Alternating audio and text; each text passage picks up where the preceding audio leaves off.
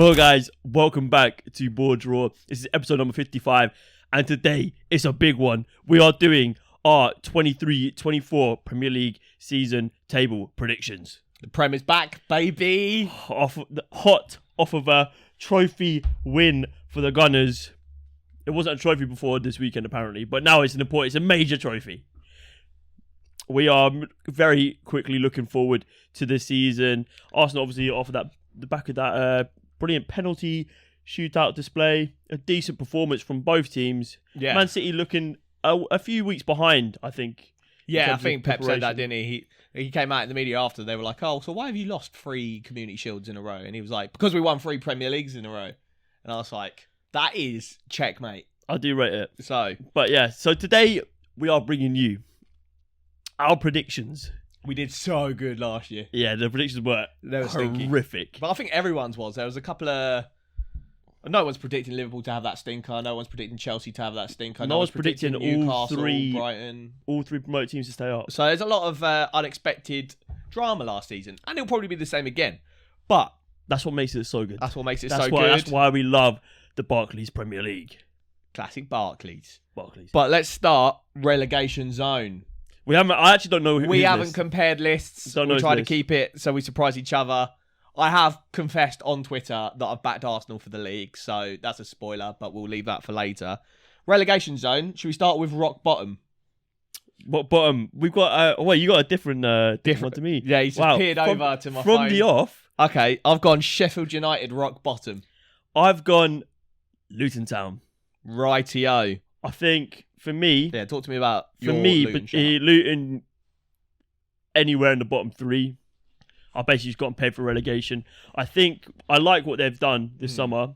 I think they're going to come into the season with a team remarkably lower in standard than even their promotion rivals.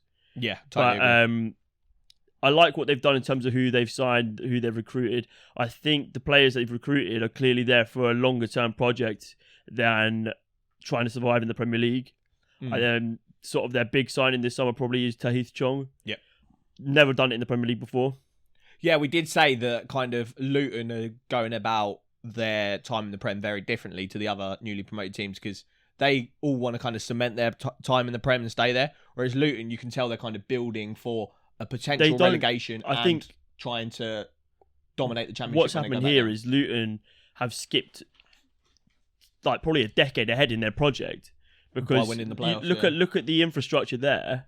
It's nowhere near Premier League ready. Yeah. Everything from sort of like the training ground to the academy, all the way up to even the stadium. Yeah, it wasn't there, and the idea probably was to do it slower than they have. But you're never going to say no to winning the playoffs and get promoted. So they're probably a little bit ahead of what they're doing. So they're having to adapt the plan, and I think their plan is build a team where if we do go down, give yourself a fighting chance of staying up because I believe they can. I believe with Rob Edwards as manager, they definitely could do it.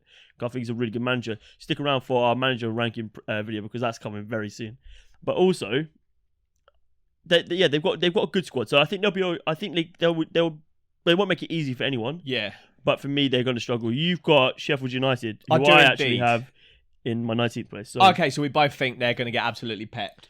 I think they might be giving Derby a run for their money for lowest points ever. Because for me, the only thing they had going for them was a nice front line. And Sanderberg. But who's off to Burnley. Yeah, but the nice front line of Iliman Ndiaye and Ollie McBurney, I like that. Ollie McBurney, he hasn't killed it in the Prem, but he's been there in the Prem.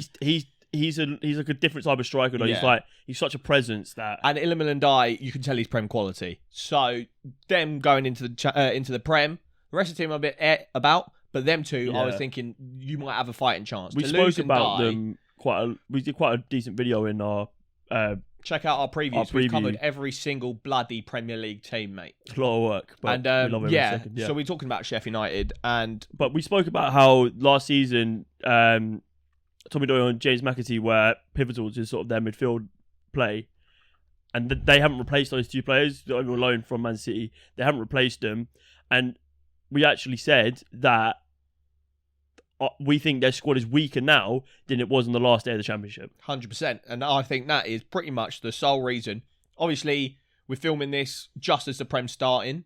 transfer window's still going on for a couple more weeks, so they could. It's Monday 7th. They could splash that and die money, but for me, I don't think there's many people you can go out and get in the market. I know they're linked with Cole Palmer, but after the performance he put in the Community Shield, I don't think. Pep's not going to let him go, is he? So, yeah, I don't know. For me, Sheffield United don't have enough quality in their team to survive. Yeah, and to be honest, the bottom three for me was kind of. So you had Sheffield United at 19th. My 19th place is a Premier League stalwart for the last few years. Wolverhampton Wanderers. Yeah, see, I see entirely where you're coming from here. You see through me. I see entirely where you're coming from, and I think Wolves will be a favourite for a lot of people to go down this summer. They didn't get any goals last season, and the guy that got them some goals and used to get them lots of goals, they've sold, haven't replaced him. They got Mateus Cunha, who we talked about in the Wolves preview. 50 million. 50 million for someone that hasn't done it in the Prem before. 17 appearances last season. I think he got 2 goal contributions. Mate, you could go to Newcastle and see if you could buy Callum Wilson for like 40 million. And that's a Premier League professional. Mate, you could have gone Leicester and got Ian Asher for like 20. Jamie Vardy, even though he's a bit past it, I would have picked Jamie Vardy over Mateus Cunha. Yeah. For like 10 mil. So, I don't know. For me, Patson Daka. Wolves lack a lot of Premier League quality, and I think their race is run. I like Lopetegui as a manager, but the news to go by is that he's quite unhappy in his position. I think a combination of poor recruitment and just not really feeling it. If they lose Lopetegui, they're fucked in the nicest way possible. Ooh. Yeah, I like. I see what you're saying there. I actually didn't know about this Lopetegui being too unhappy. I'm ITK, mate. But for me, he was the reason they're not in the relegation zone. In my and I think Wolves have enough money to sort of like splash about. Yeah, they always seem to have cash, didn't they? I feel like you're going to get to like summer. To like January, and if they're really struggling, they'll pull like 60 million out of their pocket and get someone else. Well, yeah, they got Ruben Neves for 40 mil. They sold him for. Yeah. Nathan Collins they sold for like another 32, 30-ish mil. Yeah. So they have money there. 50 mil of it spent on Cunha, which was a bit silly, but there is money there. But for me, what I saw last season, coupled with a pretty poor transfer window, I think this could be it. I also think they've got maybe a top 10 Premier League goalkeeper. It's probably not saying a lot, but I think Jose Sarr is really good, and I think he could be the difference in a relegation battle. They didn't ship a lot of goals last season. All the issue was at the top end of the pitch. I don't know. It's a new look defence though. It is a new look defence. They're going to the 4, but we saw it under Lopetegui at the end of the season. They still weren't really shipping goals, but like you say, it was the forward line which was causing them issues, and their lack of ability to put it into the back of the net. I'm not feeling it, Wolves. I'm afraid. And for me to round off my relegation teams, I was torn. I've got Luton at 18th, but I was very close to giving them survival. I was going to give them 17th and the team I had in 17th to go down. But last minute, I bottled it and I gave Luton relegation at 18th place. I think my 18th place is going to be a little bit controversial. I think a lot of people are going to have them a fair bit higher this season than they would have had them last season. My 18th place is Nottingham Forest. Stevie Coops hasn't got the magic. Yes, I think that Forest have a pretty decent team, but I wonder how well it will work this season. I feel like last season they had issues, but they sort of got away with it a little bit. Like Al-Nini sort of found a bit of form towards the end of the season. I don't know whether he's going to actually be able to continue that throughout the season on a consistent basis. I think he's a good player. I think he's a good player as well, but I don't know whether this formation works for him, this sort of like weird 3-4-3. I don't think they know their best formation. They like having Morgan Gibbs-White and Brennan Johnson in the same team. But you'll have to shift Morgan Gibbs-White out to the left and to incorporate. But I think he might be better through the middle. I think there's a lot of talent in that team, but I think it's maybe too big a problem for Stevie Cooper to understand. And I think the inflation of players, I think the pure amount of bodies they have in that squad is going to cause a little bit of issues. They're looking at Matt Turner as sort of to be their number one, I think. I think it's a good signing. But I think he's like a bottom half Premier League goalkeeper. I don't think They're he's a bottom half team though. Yeah, but I think the difference between relegation, like hit them or like whoever I got in like 17th, 16th, 15th, could be their keepers. Interesting. But yeah, I feel like they're lacking something for me. That's je ne sais quoi. Lacking a little bit. These vibes, and I wish Forest the best, but you're not feeling it. Okay. I think Skeevy could be out by December. So your 3 teams for relegation are Nottingham Forest, Luton, and Sheffield United. Yeah, Luton bottom, Sheffield United 19th, and Forest 18th. Mine are Sheffield United, Wolves, and Luton. Who have you got in 17th place?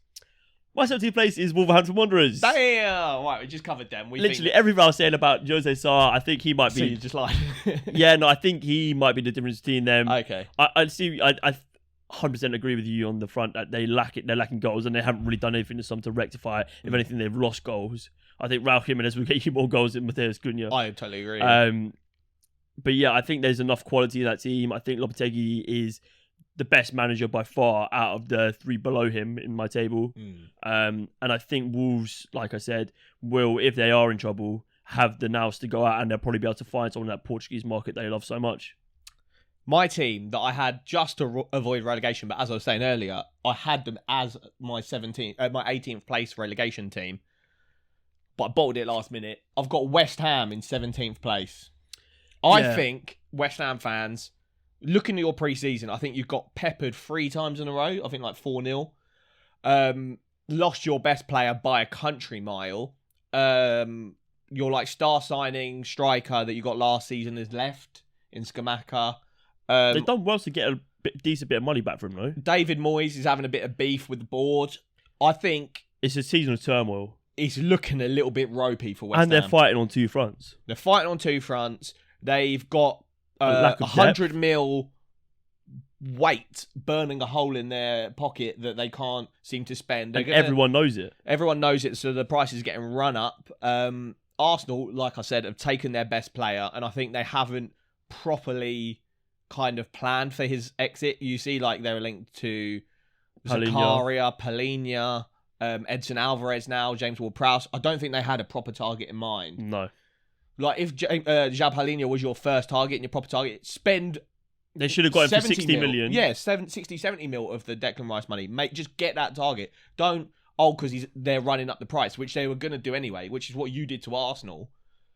Don't get startled at the fact that people are asking for more money. Just spend that and get your primary target. They should have done what Aston Villa done. Bloody hell. And preemptively purchase the players knowing the sale was going to come in. Yeah. Although it sort of forces their hand a little bit. Declan Rice has made it obvious for ages that he's leaving. If they said, look, 100 million, there would be no... And I think you would have seen City probably would have been happy to pay 100 million.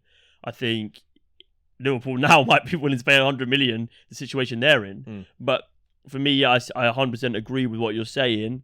And West Ham, it could be a long season for them. I haven't got them much higher in my table. Okay. But the fact that they're fighting on the European front as well, just a lack of depth. Like, their strike force in Antonio and Danny Ings is one which is injury proven. Injury prone. They get goals, but sporadically. Neither of them had like a really good goal scoring season for years. The same with Benrahma and Bowen, who last year had pretty average. I think Bowen can maybe recoup. He's the only player I can look at that team and think, him, maybe Lucas Paqueta. Yeah. I think they don't know who their best goalkeeper is.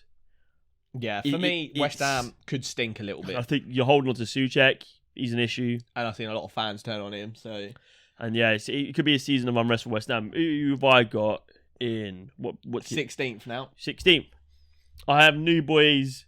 The third of my promoted teams boys is Vincent Kompany's Burnley. Interesting. So yeah, for me, I think it's a solid finish. I think anything but relegation for a promoted team is solid. Yeah, let me add to that. I've got them 15th, so just one above 16th. But yeah, so we both think Burnley will clear relegation and not by a lot, but like a couple of places. Yeah. And have like a pretty decent first season back in the Prem. I like their signing of James Trafford. I think that's a really good signing. I think he was an excellent goalkeeper at the under-21s Euros, and I think they've got a history of sort of like good goalkeepers anyway, Burnley. Yeah. And I had to pick them. Their team was far too good for the Championship last season. And credit where credit's due. Visit Company, I was a little bit suspicious of him coming in. I didn't think he was going to work out maybe as well as he did, but he played brilliant football from beginning to end. And yeah, he seems to have a lot of talent as a manager. Whether he can step it up to that next level, only time will tell. But I think Burnley have got themselves a difficult question to answer. Are they going to try and continue to play the football that they played in the Championship and bring that into the Premier League?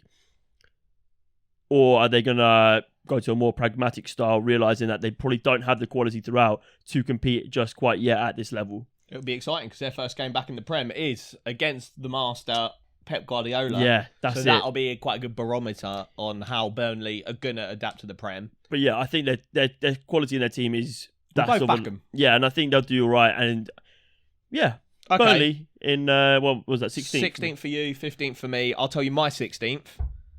Everton.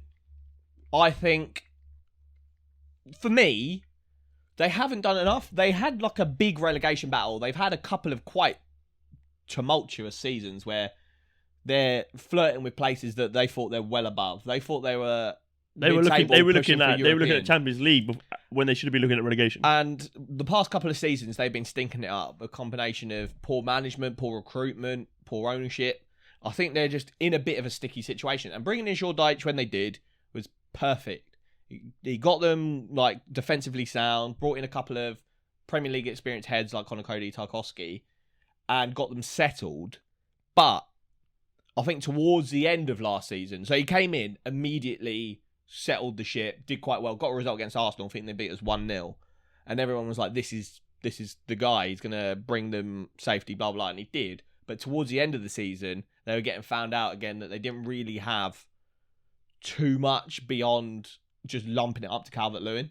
And I think, from what I've seen in their summer recruitment, hasn't really changed that at all. I think they're still pretty stagnant group of players that will do all right. They'll avoid relegation, like I said, but won't do too much in the way of like pushing towards mid-table. So I've got them at 16th place, and then obviously above that, Burnley. Yeah, my 15th place, I've got West Ham, who we've just spoken about. Stinkers. And then in my 14th place, I've got Everton. Damn, look at us go. It is the issue when we do something like this, is that you're going to have sort of similar placements for similar teams. That's what, that's the general consensus, isn't it? Quality ball knowledge. You're going to have to overlap it. I will continue. We spoke about West Ham a fair bit, but I'm moving to Everton. Just to add to what you said, I agree with pretty much what you're saying, but I think that play style is going to work for them. I think against teams we saw against Brighton last season, where Sean Dyche can happily say, right, you have the ball, you play the better football, we're going to be effective. And I think if you keep Calvert-Lewin fit for a whole season, you can easily get 15 goals out of him. Yeah. I think that's massive. I think if they can hold on to Onana in the middle of the pitch, I think that'd be good. Yeah. Dan Jr. is a good sign. Dan Jr. Yeah, I think he's injured though. I think he might be injured for the first couple game weeks. So. He was injured his entire time at Spurs, so that's not surprising. Yeah, I mean they've still got Jordan Pickford, who I think is a fairly decent keeper for that part of the table. Yeah, 100%. And yeah, I think there's quality in the squad. I like the sort of back line with Tarkowski in there. I think he's a very good defender for this level. But we said this on the Everton preview that they have gone from pairing him with Conor Cody, who's about his level, to losing Conor Cody, not replacing him, losing Yerry Mina also. So now he's stuck with Michael Keane, who we think is just a bit tosh. I don't know whether they move like they should have upgraded and got a good centre back. I think they're right though. They've got Mason Holgate who can sort of fulfil that role. I think he's a better option than Michael Keane anyway. I think you need, but then they need experienced unit Premier League centre back. Go get Harry Maguire. I know he's not going to be a sexy name that people are going to be gassed about, but he's an upgrade on Michael Keane. He's an upgrade and doing what Sean Dyche wants him to do. Perfect. I think he'd excel in that He's not asking anything of him. He's not asking him to make decisions when to step up or not. He's like, get your fat head on every cross. And Harry Maguire fucking do that every day. But we can't underestimate as well how good tactically Sean Dyche is. Yeah. He's really underrated as a tactical coach because everyone thinks he just plays long ball or like this really defensive, pragmatic football. But he actually he talks about defending the V quite a lot. That's like his sort of thing. If you want to find out more about Sean Dyche's coaching, he does a brilliant video on Coach's Voice. His masterclass video is brilliant. Where he beats Liverpool, yeah. Yeah, fantastic. And he is so underrated in terms of a tactical manager. I think he's got more nous than anyone in a relegation battle. I think he can get the most out of anything. You're saying that Everton haven't bought in enough players. He's the man that gets enough out of every single player. He just squeezes them for every bit of juice, mate. He's spitting. He might even get Dele Alli firing again.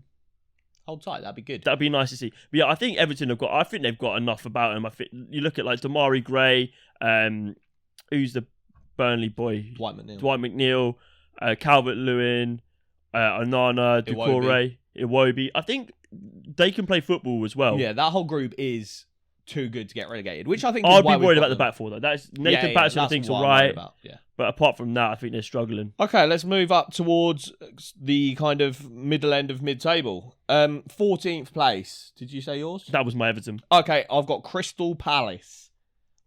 Yeah, I see what you're saying. They're going to be there or thereabouts, aren't they? They always are. I think I'm uninspired by the fact that they gave Roy a year extension on his contract. Also, how do you not do that? Because he rectified the Patrick Vieira situation, got them playing quite good football. So I see why they did it, but for me, it's quite uninspiring. It's like how Bournemouth had Gary O'Neill, who steadied the ship, did okay, but they still took the leap and got rid of him and got in a progressive, exciting manager. Palace should be doing that. Palace... I mean, on a level or a bigger club than Bournemouth with bigger players, they should have, once Roy Hodgson got them playing, they should have made the decision, yes, love Roy, but he's not going to be the guy to take us forward in the next 5 years. I mean, the issue is, though, like, you see teams like Brighton going, and they went and got Potter, they did so well. They went and got De Zerbi, they did so well. Aston Villa went and got Unai Emery, did so well. You try and replicate that and get it wrong, you're in such deep trouble. And Palace, who are a very well settled Premier League team now, haven't really been involved in too many relegation battles too late on into any season. Roy Hodgson's a bit of a safe bet. It's a season of unrest. They don't really know what's going on. They knew they were going to lose Wilfried Zaha. Problem is now they might lose Michael Olise, might even lose Eberechi Eze before the end of the window. Maybe Roy Hodgson's the guy to sort of keep it calm. Yeah. And if you try, I know what you're saying, it's boring. And it's just like, but maybe that's why a short-term mindset. Like, if you're a Premier League club, you can't be thinking short-term unless you're like a massive club that is literally like, oh, we need trophies now. If you're a Premier League club whose kind of sole focus really, for clubs like Palace, is just consistently surviving and staying in the Prem. And to do that consistently for a long period of time, you've got to think long-term. And yes, Roy Hodgson was good last season, will probably be okay again this season. But there's managers like Graham Potter on the market. Why are you not committing to that project? Why? There's probably like deeper reason, like money, or they don't like Graham Potter or whatever. Because of the Brighton Crystal Palace beef. I don't know, maybe. But yeah, I don't know. For me, it's too short term. They need to commit to a longer term plan, which is why I like the Patrick Vieira appointment. The Vieira move seemed so good at first, but then they went like 5 games without having a shot on target or something ridiculous. And fair enough, it went wrong. And then they went to Roy Hodgson. He might not have been the right guy. He turned it around. You've got to try it again. You can't be scared of the long term project just because it went wrong once. So you got Palace 14th? I do indeed, because they're boring. Yeah, pretty much. I don't have Palace too far off. But I'll move on to my 13th place team, which is Fulham. Fulham. For me. Okay, cool. Problems. Mitrovic. Yes. Problem. Yes. Marco Silva. Very good. Very nice. Yeah, turned down big money. Yeah, we like that. Turned down that generational wealth. Yeah, we like that. Just to, to stay at the Craven Cottage, which I respect as well. We're here for it, mate. And, yeah, no, I like it a lot. I think they've got a really decent squad. I think they've got a fantastic manager. Yep. And I think re-signing Willian for another year is good. Saudi are still after him, even though this he sent my head. Contract a week ago. Yeah, how can you sign a new contract a week ago and Saudi still think, yeah, we'll have him? That's just someone needs to put them in their place a little bit. Yeah, that's rude. But yeah, no, I think they've got enough about them. I think Marco Silva's just a fantastic manager. I know he had like a difficult time at like Everton, Watford, He was good at Watford. But yeah, no, I think he's a fantastic manager. There's a reason that he's been so sought after for so many years. But yeah, I think they'll be mid-table comfortably. I agree. I think they'll be fine. I think it might be a difficult season for them. Mitro on his way out. But they've signed Raul Jimenez, who's got a goal in pre-season, a couple goals in pre-season, I think, for them. And Carlos Vinicius, who kind of was in and out of the team whenever Mitro was suspended last season. I actually quite like him. Yeah, and he's had quite a good pre-season. Got something about so him. I think if they lose Mitro, obviously neither of those two are going to compare. But it's not like they've gone from Mitro to literally no one. I think there's two Premier League quality strikers. I think, and what you got to remember as well, even when a team has a player who's scoring like 18 to 20 goals a season, the team is still creating those chances. So even if you find someone who puts, 3/4 of those chances away, 25% less effective than Mitro, they're still getting 15 goals out of him a season. Agreed. Which is not bad. That'll fly into mid-table. Right. And I think they've got goals for out. So. Let me speed through my next couple. So 13th place, I've got Nottingham Forest, who you had to get relegated. I think they'll push on from last season. So you think they'll kind of take a step back from last season. I think they'll push on from next season. I think they're going to be a bit more settled in their formation. I think Stevie Coops is kind of used last season to get in loads of players, figure out who he did and didn't like, figure out the formations he did and didn't like, as a kind of test the water season. And he's kind of kept the players he did like. The players he didn't like, either the loans have run out or the contracts have expired or they've sold them on. And he's got a bit more of a settled group now. Added a couple of cherry-pick players. It's kind of like higher up the table where you don't need a squad rebuild. You're just kind of cherry-picking where you want. Stevie Coops is kind of in like a lesser extent doing that. In Elanga, he's seen, Brennan Johnson on one wing, perfect, but we need someone on the other wing. Elanga. We have lost Keylor Navas. We're not going to splash out on a massive name, but we're going to have a couple of links, Dean Henderson or Matt Turner, get one of those done. And so I think they're moving quite shrewd in the market. And I think he's a good manager. I think there's a lot of decent players that will kick on in their second season in the Prem. So yeah, I've got them 13th. And then we were just talking about Fulham, who I have in 12th. Don't want to talk about it anymore. Nope. My number 12. Crystal Palace. They like to finish there or thereabouts. We spoke about them. 12th to 14th. What's the difference? Yeah, they are just that sort of middle of the table pack. 12th forever. But yeah, I think Roy Hodgson's just a safe bet. I sort of agree with you. It is a little bit boring, but I think for them, they're worried that losing sort of their talismanic player in Wilfred Zaha is they want stability. And Roy Hodgson's actually quite underrated when it comes to getting youth players into the team. Yeah, he's not afraid of giving youth the opportunity. He likes to sign young players. He loves young boys. Don't want to be a 75-year-old that loves young boys. That's a little bit sus. No, we actually like Roy Hodgson. We do like Roy. Let's move on. Yeah. 11th, I've got probably my first massive surprise of the predictions. Who you were also having 11th. Come on. So we both think the boys down by the sea, the Cherries, Bournemouth, are going to have an absolutely flying season. On the areola, they are going to take some necks. Iraola, touch my areola. That's what we're saying. We think Bournemouth are going to be flying this season. Shout out to all the Bournemouth fans that watched our Bournemouth preview. Go check it out if you haven't. We talk a bit more in depth in that video about how we think that Bournemouth are going to absolutely run away with it this season. My opinion, they've leaped like clubs, like Crystal Palace, like Wolves, like Everton, by being progressive. And they're being exciting. I don't know if it's with Michael B. Jordan coming into this and he's bringing sort of like a more approach to it, but sexy approach. Yeah, I'm all for it, and I think Iraola is going to be a great manager. I think he's going to be De Zerbi-esque in his influence on the league.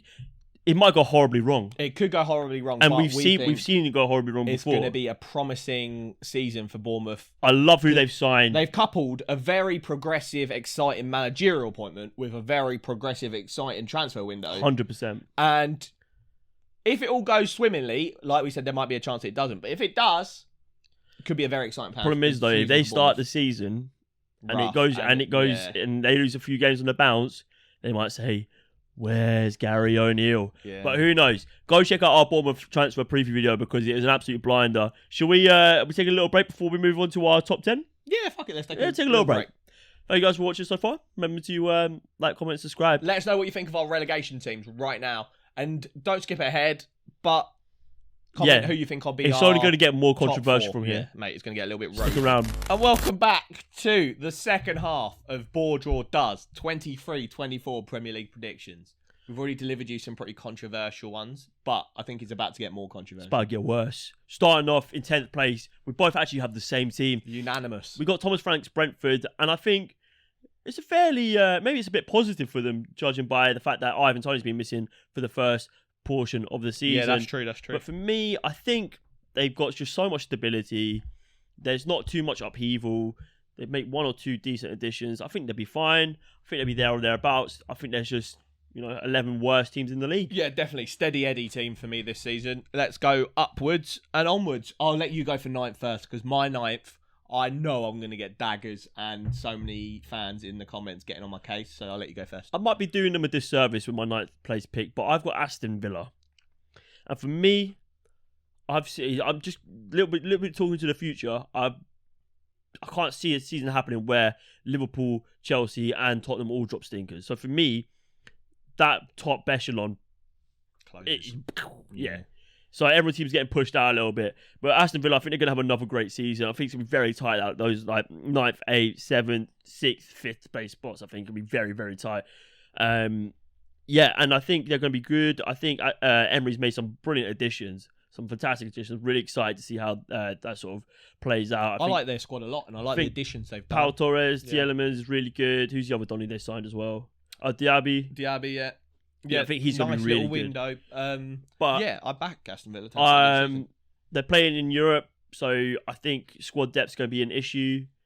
And I think they had such a fantastic run towards the end, like last season. They were like maybe the second best points per game behind Man City, I think. Yeah, maybe. So yeah, it was really, really impressive. And I think, yeah, I just don't know how long it's going to keep it on for. Do you want to hit us with your 9th place? Yes, me sitting here in my Arsenal top. I've got Spurs in 9th place.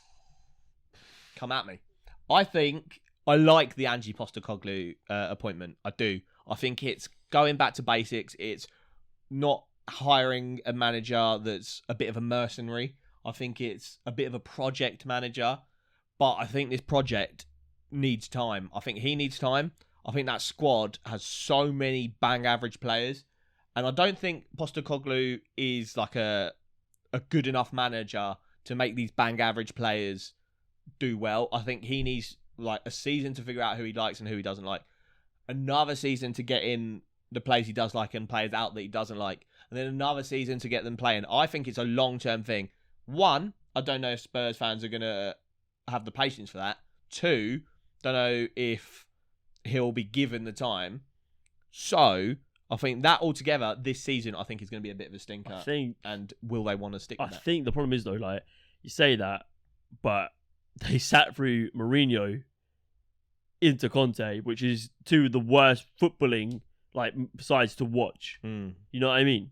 It unfortunately it is. So maybe they might have a bit more patience with the likes of Postecoglou, because I've seen a lot of people saying like, even the results don't come straight away. If the football's good and you can see something happening here, you do have to give it time. And I think they will give it more time than I think they're way more gracious with their managers than a lot of clubs. Yeah, no, I do agree. But I think what kept them holding on to the hope of Conte and Mourinho was that they are trophy men. Postecoglou doesn't have that track record. Like, he's won trophies at Celtic and stuff, but he's not. Yeah, exactly. I think I could go there and do the treble, but I think they'll play exciting football, but I don't think he's anything special. And I think there's a lot of better managers and better squads in the Prem. And I think, yeah, the 8 teams I've got ahead of them all have a better squad and better manager.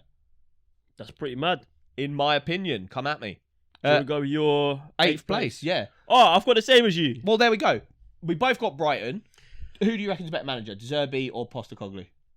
De Zerbi. Well, there you go. Who's got a better squad, Brighton or Spurs? Spurs.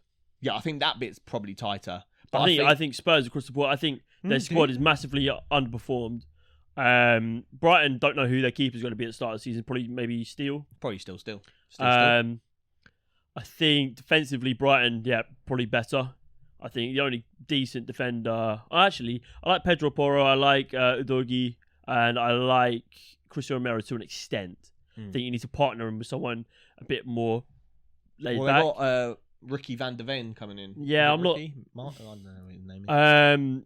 Midfield, I'd probably give it to probably Spurs now with Maddison. And the forward line, if they keep Kane, even without Kane, I think Son, Richarlison, Kulusevski is a better lineup than Evan Ferguson, Welbeck, Matoma. Yeah, Solly well, March. it's a tight one. That's why I've got them next to each other in the But Prem. that's why De Zerbi's a better manager for me. Because he... yeah, we think... more with less. So we think 8th, which is below where they finished this season, last season, where I think they finished 7th or maybe 6th. I think it was 7th. And so we think, obviously losing McAllister is a big loss, and probably Caicedo. Maybe Caicedo is kind of up in the air at the moment.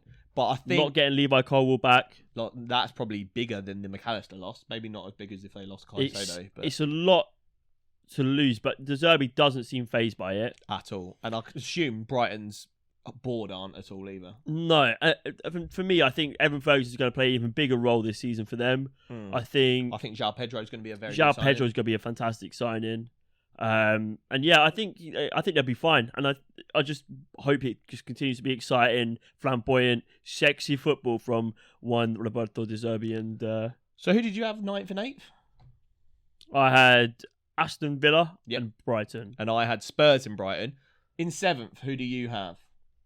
I've gone for Champions League newcomers, Newcastle.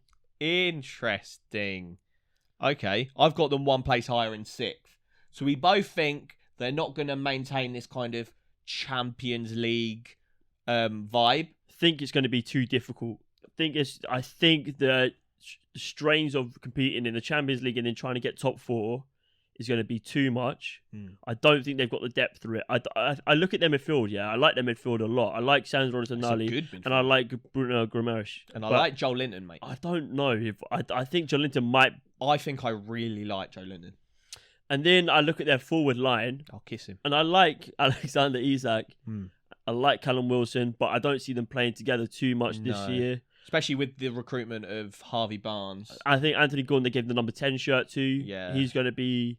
So I think that's your wingers set there. Miggy Almiron has been playing a stormer in pre-season. I think he's got like 5 goals or something. Maybe. So yeah, I don't know. But for me, I just don't see the quality throughout the bench enough to be able to compete on 2 fronts. But I can see them doing well in either.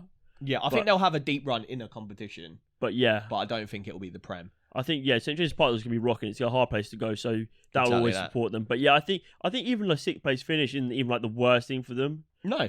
European football again. Yeah, European football again, and then you just continue to build and grow. Keep doing that, yeah. I agree. So you had them in 7th, I had them in 6th.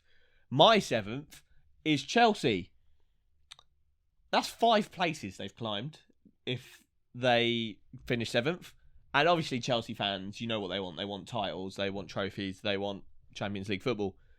But for me, I think the job is bigger than Pochettino can turn it around in one season. I think Pochettino's a good appointment, and I think he will get them back to Champions League, but I don't think he'll do it this season. I think the job's too big. The problem is, though, like they've spent too much money to be bad. Yeah, which is why I think they'll get... I think 7th isn't bad. The teams above are all really good. Even the couple of teams I've got below, like Brighton and Spurs. See, the thing is, though, like, good. I think maybe I put too much stock into how strenuous it is to compete in so many competitions. But Chelsea have literally just the Premier League to focus on this year. That's true. And that gives Pochettino time on the training ground. They have such a big squad that they've got quality throughout. And we know the quality is there. We've seen the quality before. But when you're competing on one front, you want a small squad. When you're competing on multiple fronts, because how do you keep all those players happy? I've got him. Check, mate. But I think I do think they're just gonna. I think they'll be good this season. I think they'll be good. I think the recruitment's been smarter. I don't think it is going to be anything to write home about. Well, it will be 12th to 7th. That's good progress. And then give him another season. 7th to 3rd. What was it, like 4th or like 3rd to like 12? Yeah, but that's their fault. That's self-inflicted wounds. But yeah, I think he'll do well. But I just think the teams that are above them will do better. So who have you got in 6th place?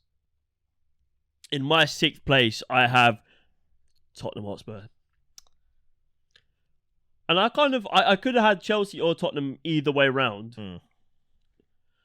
I think the premise is if Harry Kane stays, maybe 6th. If they lose Harry Kane, maybe 7th or 8th. Maybe 7th or 8th. Relegation. I don't think it's going to be as big a deal if they lose him as everyone thinks. I do agree. I think. But I think the addition of James Maddison is going to give them something that they've been screaming out for in midfield. I'm excited to see him play. I just want them to bring it. I want to see. I know they've got the Dutch Donny and partner Romero. Van der Ven. But I need to see it before I believe in it. Yeah. And I also need to see this goalkeeper that they brought in. I heard he's a bit of a show rule goalkeeper. Because it could reek a little bit of... And we are taking applications to clown school. Yeah. But yeah, I'm excited to see him under Postecoglou. And I think maybe if I look back on it, I might put Chelsea ahead of them. But I'm going to back him a little bit. If they keep Harry Kane, 6th place. Right. The very last non-Champions League European spot. I've got Chelsea. Oh, okay. That's not exciting. But why do you think they're not going to... So you're getting on me for putting 7th. 5th is pretty much 7th. If you're not getting Champions League, the difference between 5th and 7th is I just said they're better than Newcastle. Negligible. I just said who you had Newcastle and Brighton ahead of them. Newcastle and Aston Village. So yeah, my 5th place is Aston Villa. I fucking hate Aston Villa. I don't know why. I just don't like them. But I think the Emery appointment was a masterstroke, and I think he cooked last season. And he's had a really good pre-season, coupled with very smart appointments. Moussa Diaby, that's clinical. Pau Torres, solid defender. Yuri Tielemans, slightly dipped for Leicester. What is this guy on? Slightly dipped towards the end of his Leicester time, but I think he knew he just wanted to move on at that point. But I think he's a baller. Will slot into that midfield, technically like one of the best to ever do it. So yeah, I think Emery will have a nice little run. I know they've got Conference League, but I don't think that's anything to stress about. I think their squad will... We saw West Ham win the Conference League with a pretty mediocre squad. This Aston Villa squad's leaps and bounds above that, so I reckon they'll probably stroll through the... And they've got a better manager. A man who loves a bit of European competition. So yeah, they'll stroll through that competition, probably win it without even trying. And I reckon they get 5th spot in the league. That's who is gatekeeping that 4th Champions League spot? Man United. I got Man United as well. Man United, I think... Get excited, we've got a special video, we're doing a manager ranking, but in that video, we kind of get You can't spoil it. Get onto the topic of Erik ten Hag. We won't talk about it too much, but I think 4th is as good as he'll do for Man United. I don't think he's good enough to get them challenging for the title. I think it'll be tight. I think it'll be tight up top. I think it'll be... I think they'll be closer to 5th than they are to 3rd. I think 2nd, 3rd and 4th will be like 6 points. Disagree. I don't know. I think they're closer in quality to Newcastle and Villa. We're going to have to come back on them and just, I think they're closer in quality to Newcastle, Villa and Chelsea, and probably even Brighton, than they are to the top 3. The problem is, it's a lot of unknowns. It is a lot of unknowns. They've replaced their stalwart goalkeeper of a billion years. They've actually signed a striker, but is he really worth the price tag? But I think they're going to do all right. And I think they're going to be. I think they've actually got closer to Arsenal over the course of the transfer window, but time will tell. Time will tell. So yeah, we both had Man United at 4th. Who have you got in 3rd place? Don't even want to know because it's Arsenal. Is it? I got Arsenal in 3rd place. Why do you think we are finishing 3rd? I just think Liverpool and Man City are better. No, to be honest, I just have too much faith in Jurgen Klopp. Yeah. Who Liverpool are my 2nd place. I'm just going to go for it now. So yeah, Arsenal in 3rd for me. Yeah, you might as well do your top 3. Best by Liverpool, and we don't need to talk about who's going to finish top because it's boring. But yeah, for me, I think Liverpool's recruitment in the midfield is fantastic. I think Szoboszlai and McAllister are going to be like revelations to this Liverpool team. I think we're going to see a new generation of Liverpool team. I think going forward, they probably have the most depth in attacking players of any team in the Premier League. Probably. I think if Trent and Robertson can regain any sort of form that we saw before, they'll be fine. They think they've got the best keeper in the league. They've got on their day one of the top defenders in the league in Van Dijk. I think he's now a tier below Saliba and Ruben Diaz, John Stones. I agree. But I still think he's a phenomenal player. I think they've got depth. I think what they only need to do before the end of the season to secure this second place is get a DM. And it's a hard ask, but I think they might just pull the trigger and go for Caicedo and get 80 million. Bash. But yeah, for me, Arsenal, I like what they've done. I think they've lost a little bit though in losing someone like Granit Xhaka. I worry about the left side of their defensive line. I'm not sold on Zinchenko or Tierney. I thought Jurien Timber was fantastic in the Community Shield, but will he play left back every game then? I don't know.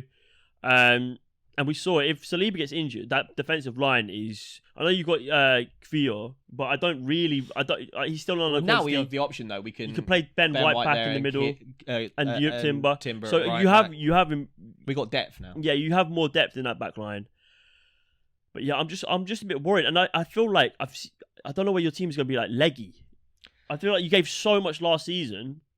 They're young. They got unlimited legs. Yeah, I know, but we saw Saka trail off towards the end of last season, and I wonder if that's where the limitations of Mikel Arteta's experience so far comes into play, because Saka should not have played as many minutes as he did last season. I do agree on that, yeah. So for me, I'm wondering if we're going to see sort of Mikel Arteta be tested more this season than he was. And I think the general standard of the Premier League might be higher this season, because we're not going to have that weird World Cup in the middle of the season. We're not going to see so many players get injured. We're not going to see so many players hold off from trying to be injured around the World Cup. It's going to be a much different atmosphere this time. And Liverpool have got less to fight for this season. They're not fighting in the Champions League. They got Europa League, though. But it's still not the Champions League. It's a different level of intensity. I think they'd still try and win it. I think, I agree with you, but I don't think it's the same level as intensity. Your matches aren't. I don't know. I think you're doing a disservice to Europa League. Okay, but yeah, for me, Liverpool will best Arsenal second place and Man City will finish top. I'm going to have to disagree with you there. I've got Liverpool in third place. I think they will improve on last season. I think the transfers in the summer window have been good. Like you said, I think they need a DM because they're missing a lot now, losing Fabinho. I think they will get a DM, probably Lavia. But for me, you're putting a lot of stock in Lavia as well. He's young. And that's why they're not going to compete for the title for me. I think the recruitment, I think Szoboszlai is good. Probably will take a bit of time to get used to the system. Same with McAllister.